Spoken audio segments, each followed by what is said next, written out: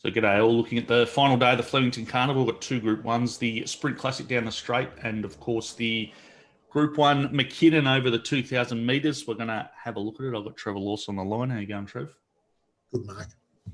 Yeah, so Arcadia Queen was put up favourite and has firmed. They've come for a little bit, so she's $2.90 at the moment with TopSport from Melody Bell, who's come over from New Zealand at $4.60, and Mugatoo at $4.60 as well. Then out to 50 stars at $9 and Mr. Quickie at $10.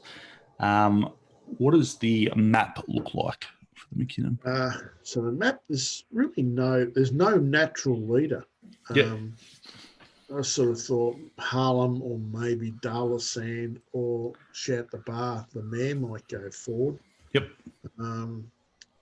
But, Mr. Quickie definitely will take a sit. Skyward looks a staying horse. Arcadia Queen will take a sit. Melody Bell will take a sit.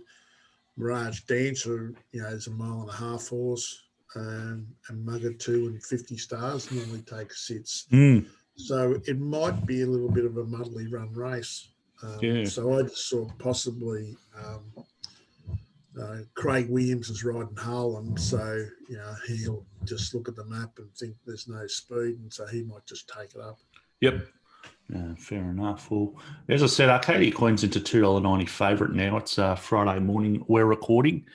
Have you got her on top, and what sort of price are you looking at? So I've got her on top. I've got her, so with the percentage about, so 80, I've got a $3.50, so I've probably got a, at 125%, I've probably got a 7-4 or something. Yeah, fair enough. So she's the horse to beat. Yeah. What'd you make of her in the Cox Plate? She was good in the Cox Plate. I thought, the ground didn't suit her. He copped a check at about 1,000 and nearly fell. Yeah. And then I thought she fought on pretty good. Yep. The ground didn't suit her. She ran 5th.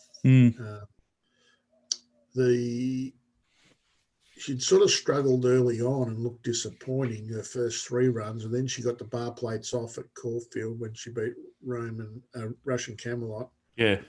I had that rating quite big, 65.5. Yeah, right.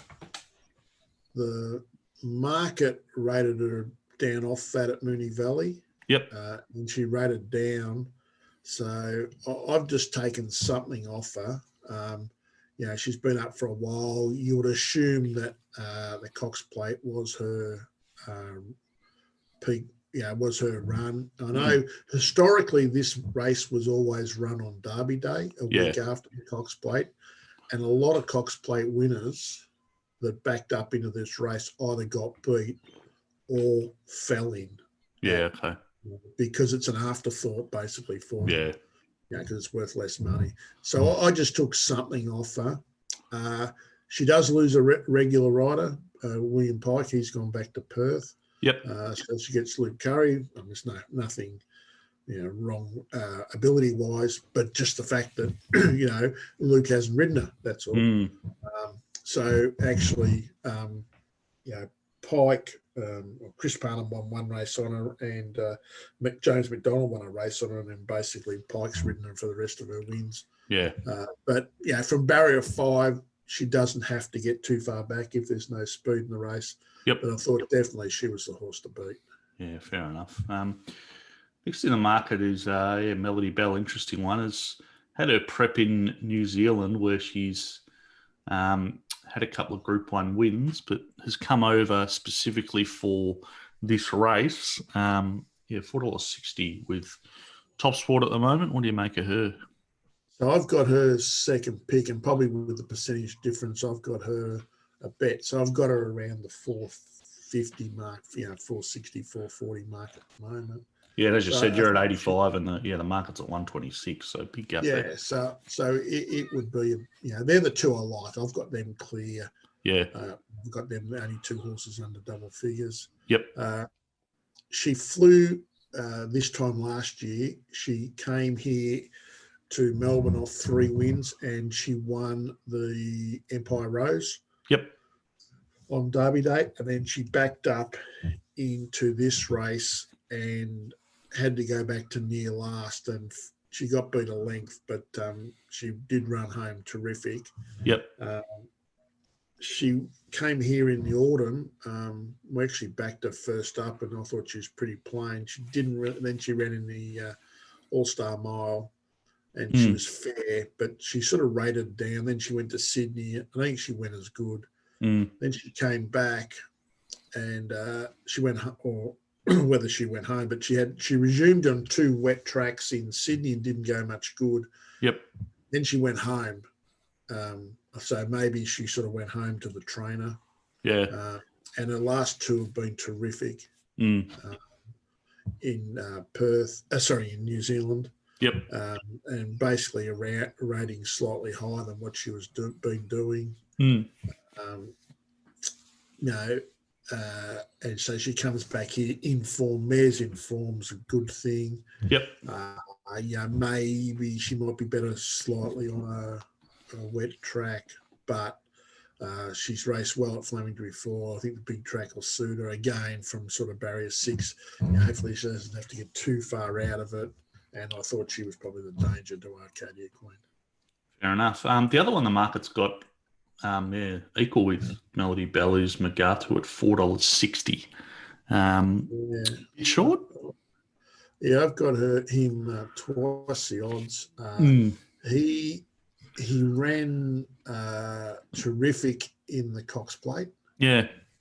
He covered ground and he finished. Is he 4th? He ran 4th. Yeah. But so I had him rating slightly down. His 2 previous runs, he'd run in the Newcastle Cup and he'd run in the Metropolitan and rated slightly higher. Won at Newcastle, didn't he? Yeah, and then he was narrowly beaten in the Metro. Metrop, sorry, yeah. In the Cox Plate, he was $28 on Betfair, and Arcadia Queen was $7. And there was only 0.3 of a length behind him. Now, Mugatoo was a big run, but Arcadia Queen did nearly fall as well. And Arcadia Queen wasn't suited on the ground. So it's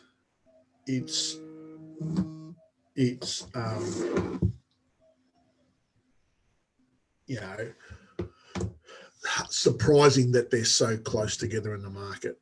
I would think that they would lengthen the market tomorrow. Yeah, absolutely. And the only other one in single figures for TopSport is 50 Stars at $9. So he ran first up over 14, and then he won the Blamey, I think it was, and then he backed up 7 days later and won the Australian Cup. So he's trying to do a similar prep here. He ran 5th in this race last year off the backup. Yep. After running 2nd in the Cantala. So this year he ran 5th in the Cantala, but he did make a lot of ground. He had to go a long way back. He ran well. He's on the back up here. I thought he could improve off that run. I just wasn't 100% sure that he could go to those big peak fee ratings that he had in the autumn. So I sort of rated him in between what he did the other day and those ratings. Yep. And got him $14. Yeah, right. So again, with the percentage difference, that's sort of, somewhere similar. Well, sounds like, once the market gets down a bit, good chance we're on the Kiwi. Well, I think, basically, I think there's a good chance it will be on both the mares. Yeah, okay. I don't really like, I've got Darla saying long odds. Mr. Quickie, he produced a huge figure when he won the Toorak, and it was run to suit. The other day, he went back to being pretty plain. He's a funny horse, and I just don't think he can return anywhere near to what he did in the Toorak. Yep. So I was happy to risk him. And the other thing with Mugatoo is he's drawn barrier 9, and unless he sort of rides him upside down, he may just be last in this sort of race. So, I just thought the 2 mares were the 2 to beat. Good stuff. All right, thanks for that, Trev. We'll we look forward to getting your prices and bets for tomorrow, and then come Sunday you can put your feet up after a long week. Certainly will be doing that. Yes. Yeah. Generally, in the past, we've on the Sunday morning we've been on a plane somewhere, but in none of that this year. Time, no, we won't be going anywhere. So, but yes, there'll be a bit of a rest next week. So next week there's no city meetings until Friday night, but we'll sort of be looking at meetings during the week. But the other thing too is it's because we've got sort of 4 big meetings this week, you get behind with a lot of the review stuff. So that sort of gets done next week as well. So good stuff. No worries. All right. Thanks for that, Trev. Great. Thanks, Mark.